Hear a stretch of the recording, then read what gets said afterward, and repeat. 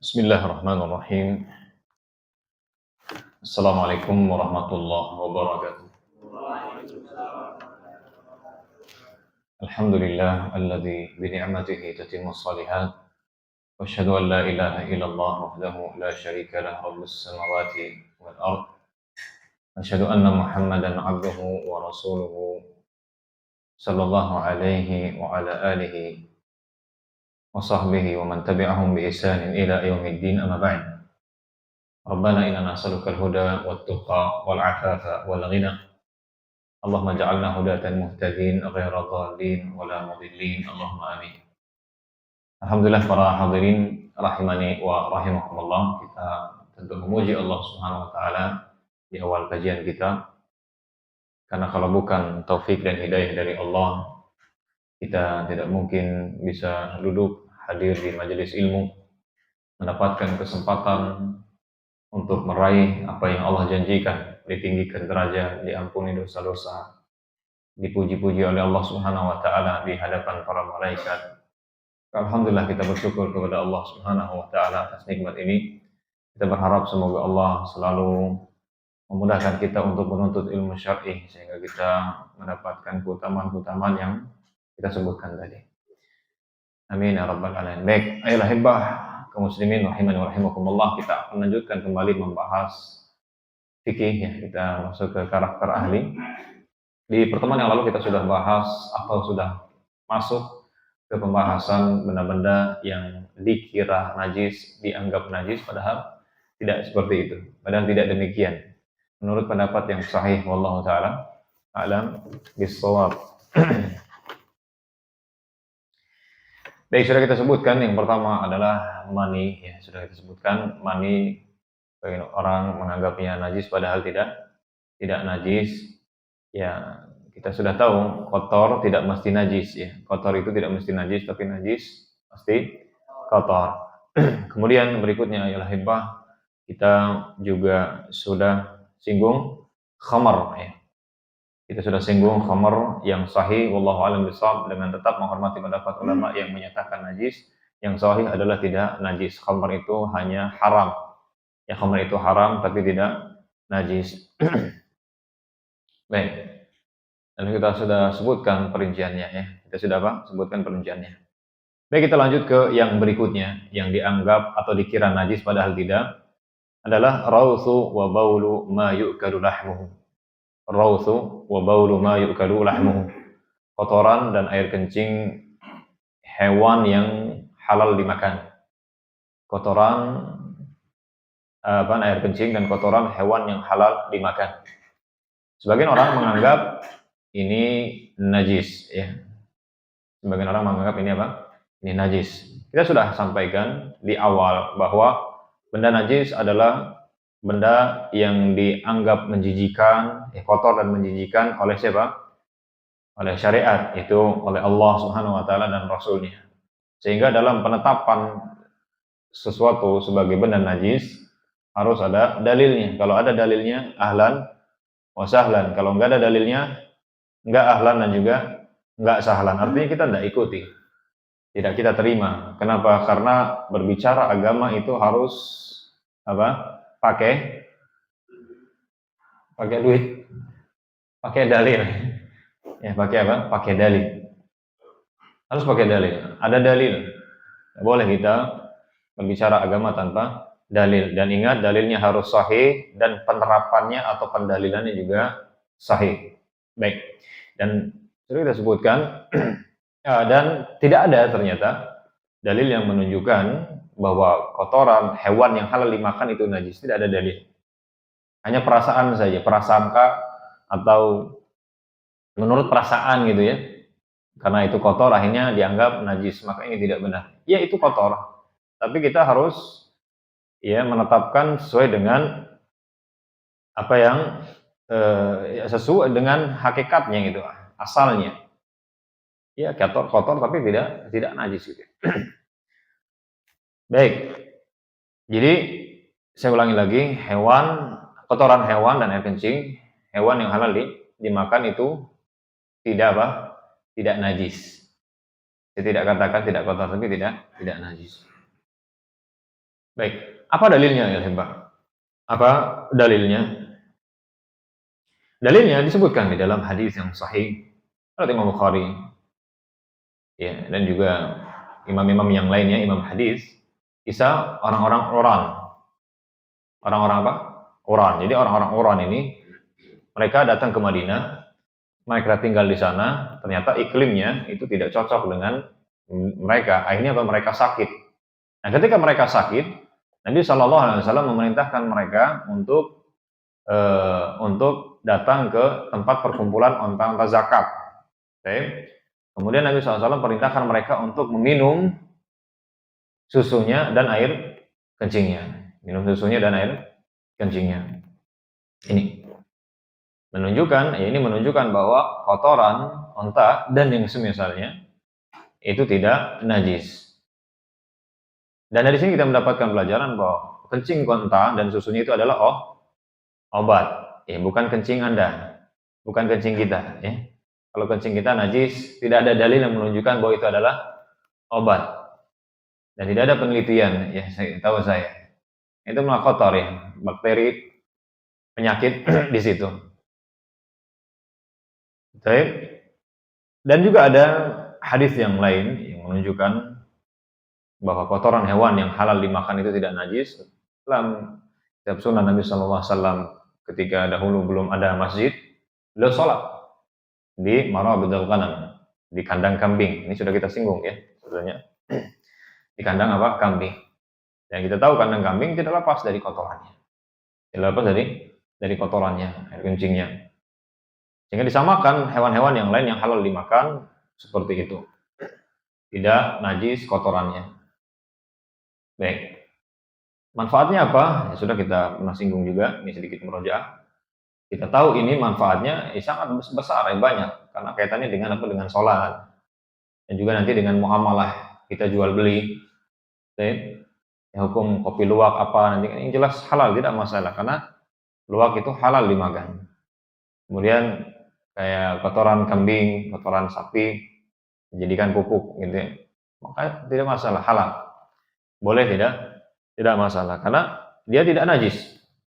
Dia tidak najis. Kalau seandainya dinilai najis, berarti tidak boleh jual beli pupuk kandang. Karena kita tahu benda najis tidak boleh dikonsumsi dan tidak boleh dijual belikan. Tapi saya tidak katakan kotoran kambing untuk dikonsumsi. Tidak, saya tidak mengatakan itu. Cuman boleh dijual belikan. Boleh jual belikan. Tidak masalah. Sehingga kalau ada yang bertanya, ada orang sholat, pas sholat itu dia kayak nyium aroma aneh gitu. Aneh tapi nggak asing gitu. Aneh tapi nggak asing gitu. Ya pas sholat, pas sudah salam, assalamualaikum, assalamualaikum. Dia tahu ada aroma itu di saat sholat. Ternyata di bajunya atau di jubahnya gitu ya, ada kotoran ayam. Kotoran apa? Ayam. Nah, gimana berarti? Dia tahu ya, pas sholat dia tahu. Atau benar-benar tahulah, pas lagi jalan, kemudian terkena pakaiannya itu terkena kotoran ayam. Terus dia sholat, karena nggak ada salin, contohnya. Dia tahu, sah tidak? Sah saya, kenapa? Karena bukan najis ya, bukan benda najis. Cuman itu kok kotor ya, tetap dihilangkan. Kalau kita ada salin, ya kita salin gitu ya. Atau kita cuci, karena itu bisa mengganggu koncone, bisa mengganggu kawannya.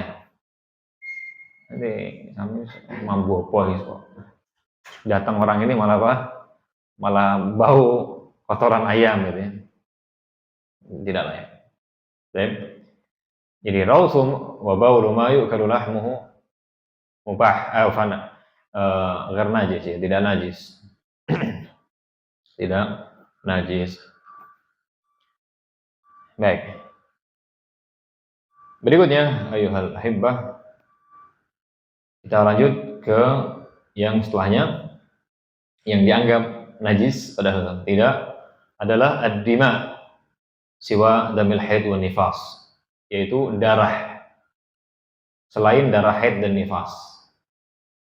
darah selain darah haid dan nifas. Jadi darah haid dan darah nifas itu najis karena ada dalil yang menyatakan bahwa itu najis. Adapun selain itu, ya darah normal ya, darah manusia ya, darah hewan gitu ya, darah yang keluar dari luka, maka itu tidak najis. Kenapa? Pertama, karena hukum asal sesuatu itu tidak najis atau suci. Kemudian tidak ada dalil yang tegas yang menunjukkan bahwa darah itu najis, tidak ada. Kalau dalil yang menunjukkan haram ada. Kalau dalil yang menunjukkan haram ada. Allah mengatakan hurrimat alaikumul maitatu wadam. Diharamkan bagi kalian bangkai dan darah. Dan inilah yang dipakai oleh mereka-mereka yang menyatakan darah itu najis. Seperti khamr. Maka kita sampaikan lagi bahwa tidak setiap yang haram itu najis. Enggak setiap yang haram itu najis, tapi yang najis pasti haram. Darah kita katakan haram, tidak boleh. Darah itu haram. Hurimat alaikum maitatu waddam, kata Allah dalam surat Al-Maidah. Diharamkan bangkai dan darah bagi kalian. Jadi haram diapakan haramnya? Maksudnya haramnya itu dalam hal apa? Ya semua. Haram nggak boleh dikonsumsi. Haram nggak boleh dijual belikan. Itu darah. Jadi haram kita memakan darah, ya kan ada di sebagian masyarakat nih biasanya pas kurban tuh darahnya ditampung, kemudian kayak agar-agar jadi digoreng ini. Di apa? Digoreng. Dan itu saya pernah melihat langsung ya. Enak katanya. Kilo kalau saya enggak pernah nyoba juga ya. Saya ngelihatnya aja udah jangan ini haram ya, tidak diperbolehkan.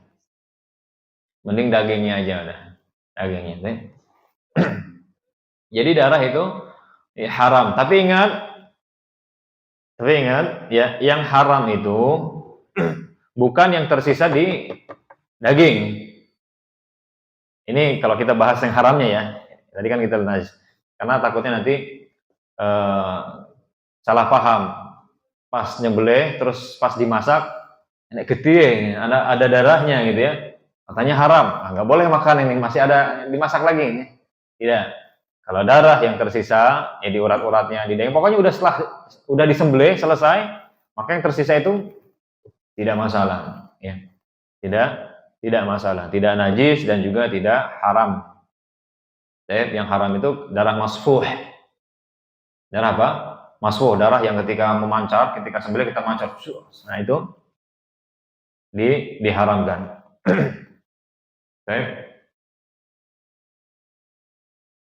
Jadi jangan makan darah ya, jangan menghisap darah, Mas. Kecuali yang memang sulit dihindari. Contoh, sakit gigi, cabut, keluar darah. Kita sudah mengeluarkannya, tapi apa? Masih ada yang tertelan. Dan itu di luar kendali kita. Kita nggak mau, ya, cuman sulit menghindarinya, maka tidak masalah. Ya, dan kita tidak bermaksud sebetulnya, cuman ya ketelan gitu ya, tercampur dengan air liur kita, maka itu tidak terlarang. Enggak masalah kalau itu. Jadi kalau Anda romantisan mungkin ayangnya, maksudnya istri ya, kena beling terus Anda hisap apanya? Ya yang kena itu ya, yang kena beling gitu ya. Maka jangan ditelan. Biar menyatu gitu ya. Biar menyatu. Nyatu apa ya, nanti keluar dari bawah juga. Baik. Ini nggak boleh ditelan. Haram. Dan tidak boleh dijual belikan, kita sudah sampaikan tadi, ini kita singgung juga ya. Nggak boleh jual beli darah. Jadi kalau seandainya seseorang lagi butuh duit, sudahlah saya jual darah saya 1 kantong sekian gitu ya. Terlalu banyak ini darah saya. Tidak boleh. Ya, tidak diperbolehkan. Melebar lagi. Kalau ada yang nanya, saya kalau donor darah dikasih duit, gimana, boleh nggak saya terima? Boleh. Kalau nggak ada kesepakatan, itu sebagai bentuk hadiah saja. Uang ya ongkos lah gitu ya. Nggak masalah. Paling cuma 100-200, emang darah sekantong segitu harganya. Nah ada lebih ya. Bahkan berjuta-juta. Apalagi darahnya kalau darah konglomerat gitu. agak mahal. Saya ya nggak gitu juga. Intinya tidak boleh. Kalau seandainya kita jual, ada orang contohnya butuh darah, suami piro, berani berapa? Sekantong 5 juta aja, nggak boleh.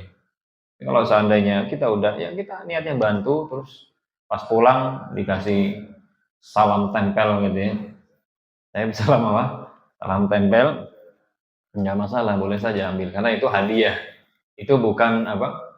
Bukan jual beli, itu hadiah tidak masalah. Apalagi cuma makanan minuman karena bukan kadang kita pernah ditanya sampai air minum ya dia tanya saking takutnya gitu ya. Ada orang nanya air minum sama susu-susu gitu dia dikasih setelah mendonorkan darah kita katakan tidak masalah. Ya, alangkah murahnya darah antum gitu kalau cuma susu ya susu apa kemasan gitu ya. Itu bukan sebagai jual beli lebih hadiah tidak masalah. Kecuali dalam kondisi darurat. Boleh kita beli, tapi yang jual haram. Untuk yang jual itu haram hartanya.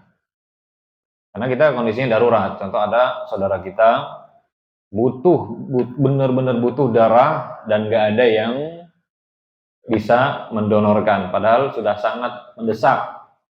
Kalau enggak cepat-cepat mati gitu. Maka tidak masalah. Karena ini kondisinya darurat. Kondisinya mendesak. Ad-daruratu tubihul mahdharah. Kondisi mendesak, betul-betul sangat mendesak, ya tidak ada lagi, maka itu boleh jadinya, tidak masalah. Membolehkan hal yang asalnya terlarang.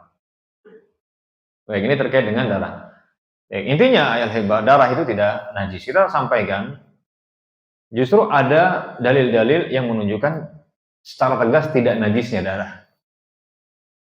Ya, ada dalil-dalil atau riwayat yang menunjukkan secara tegas bahwa darah itu tidak najis gitu ya.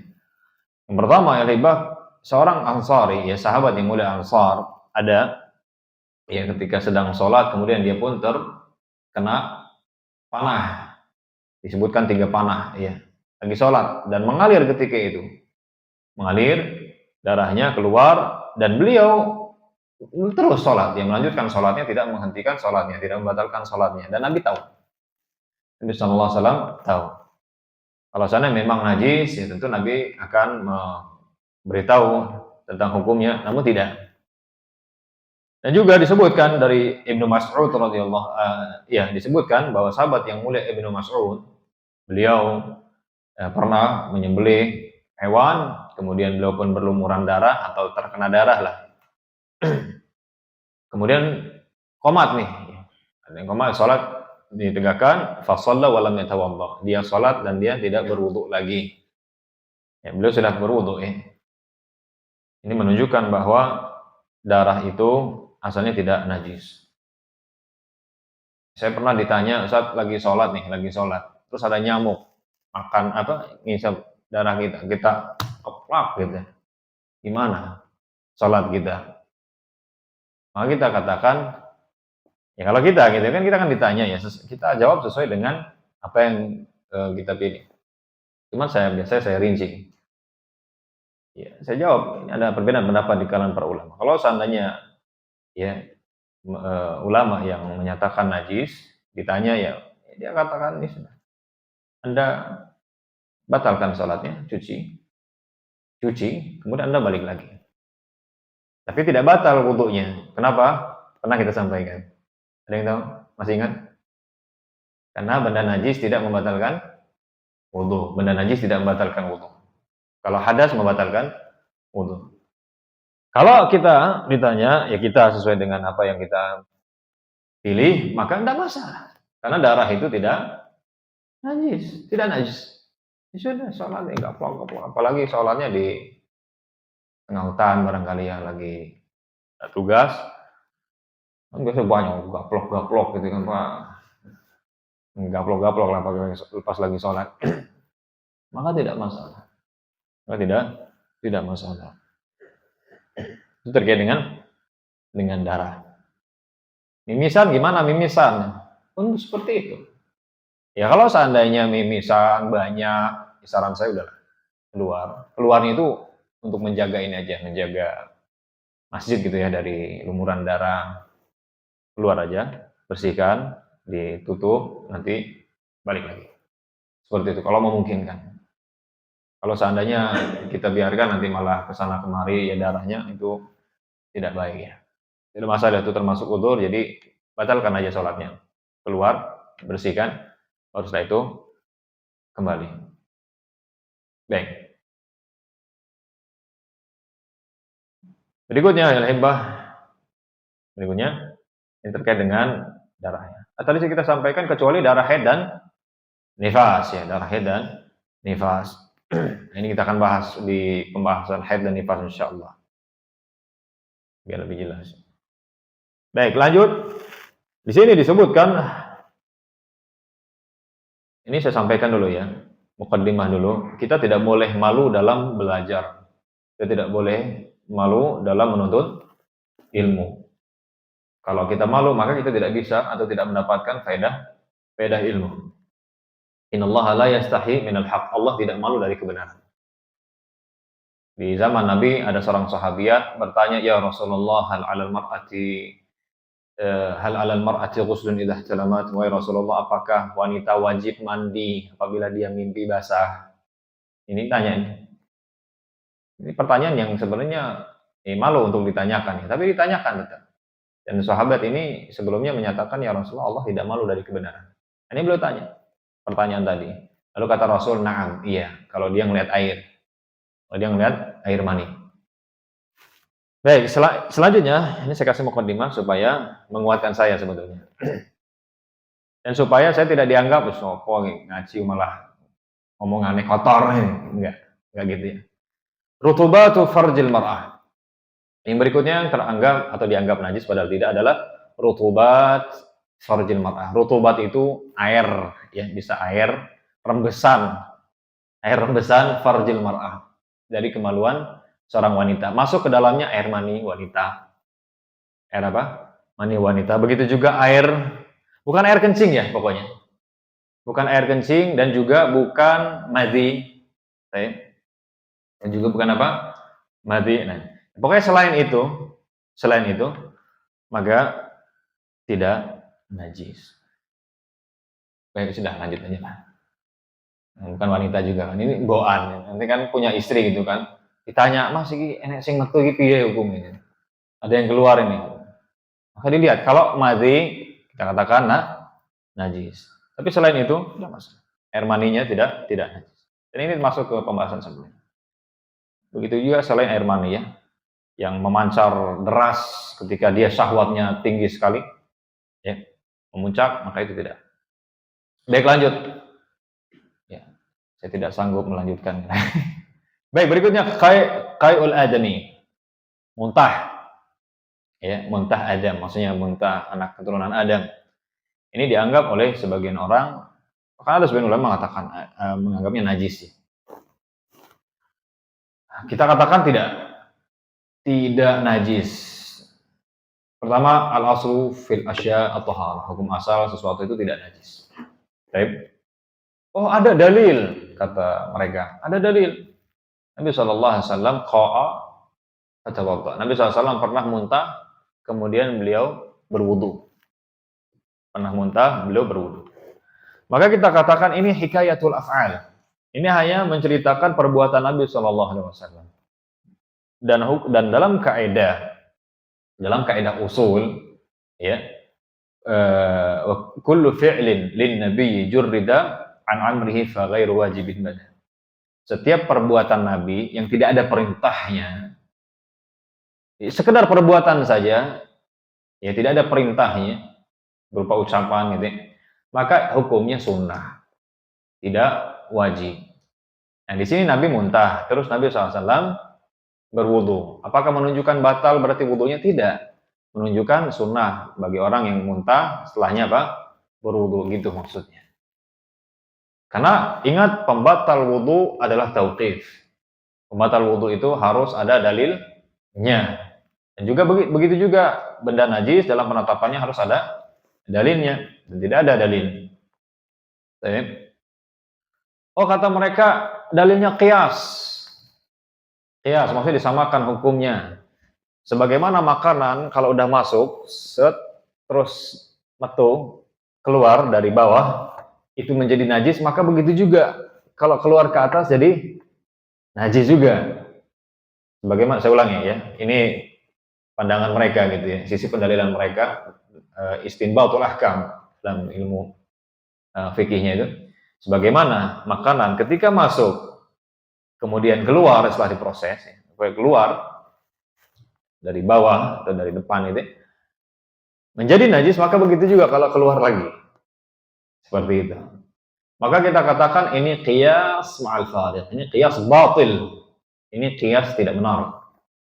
Masa disamakan mulut sama dubur? Ya beda lah, nggak sama. Ya, nggak sama. Sehingga ini qiyas batil, tidak benar. Ya, tidak sahih. Tidak sahih. Maka yang sahih intinya bahwa muntah itu tidak najis, tapi dia dia kotor ya. Baik.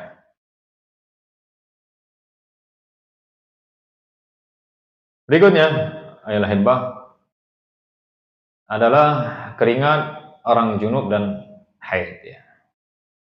Arqul junub wal haid. Keringatnya orang junub dan haid. Wanita yang haid. Karena sebagian orang ya, tapi ini jarang di tempat kita, menganggap bahwa keringat orang junub dan wanita yang haid itu najis. Ini tidak benar. Pertama, karena tidak ada dalil.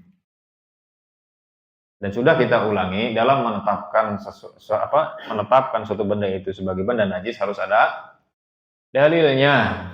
Nggak boleh ngomong agama tanpa ilmu, nggak boleh. Ini dosa besar, wallahi. Banyak orang sesat, banyak orang tersesat, banyak orang menyimpang gara-gara orang berbicara agama tanpa ilmu. Karena kata itu, ya, menurut perasaan saya, siapa ini? Perasaan Anda sebagai dasar pensyariatan, la haula wala quwata illa billah, ini tidak benar. Ya, tidak benar. Ulama pun ketika berbicara menetapkan hukum, ini benar-benar ulama ya. Itu bukan pakai perasaan, kita pakai dalil, pakai ilmu dia, ilmu alat dia, ilmu bahasa Arab, qawaid fiqih, usul fikih, ilmu tafsir, usul hadis, kemudian menetapkan ini hukumnya seperti ini. Pakai ilmu, pakai dasar. Ini orang belajar enggak ya, bahasa Arab tidak paham, qawaid usul fiqh, qawaid fiqhiyah, kemudian tafsir hadis enggak juga belajar, langsung menurut saya ini, menurut siapa? Menurut saya. Anda siapa, Rasul? Ya bukan sih. Ya, enggak boleh kayak gitu. Oh, kata ustadz saya. Ustadz Anda ini pakai dalil enggak? Oh, ada dalilnya. Oke. Kalau ada dalilnya, jelas dalilnya sahih, ya sudah, berarti Anda menyampaikan dalil sebenarnya yang disampaikan oleh sang ustaz gitu. Baik. Dan inilah yang diajarkan kepada kami oleh guru-guru kami, syekh, para masyayikh. Kita nggak diajarkan taklid sama sekali kecuali kepada Al-Quran dan hadis. Sama sekali kita tidak pernah diajarkan untuk taklid buta, sendiko dawuh gitu ya, kata orang Jawa, kecuali kepada Allah dan Rasulnya. Ini harus fanatik kita kepada Allah dan Rasulnya. Adapun kepada selain itu kita lihat. Ada dalil, terima. Nggak ada dalil, afwan. Ya.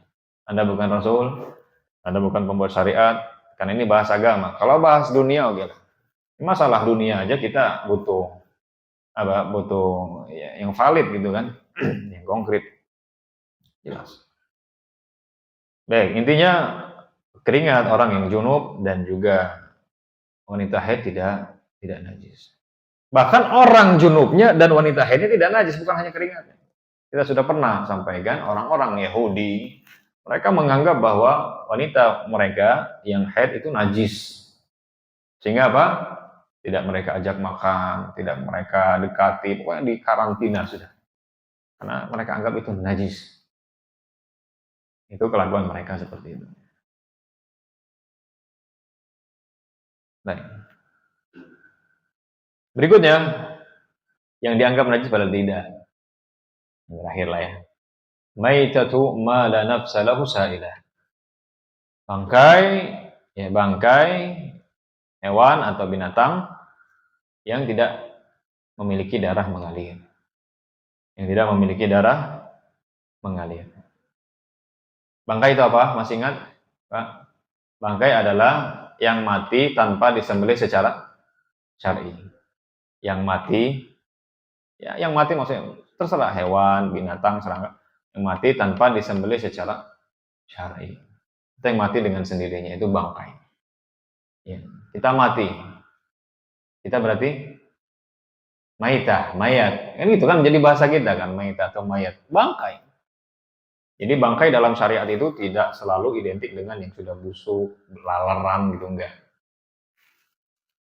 Ya, kita mati jadi bangkai. Kenapa? Karena kita mati tanpa disembelih secara syar'i ini. Enggak ada. Kalaupun disembelih emang ada cara yang syar'i, menyembelih syar'i untuk manusia, enggak ada. Enggak ada. Naudzubillah. Ya. Baik. Jadi kalau ada hewan yang tidak memiliki darah mengalir maka tidak najis. Contohnya apa? Kebanyakan serangga ya, serangga. Ya lalat, kemudian cicak ya, benar-benar.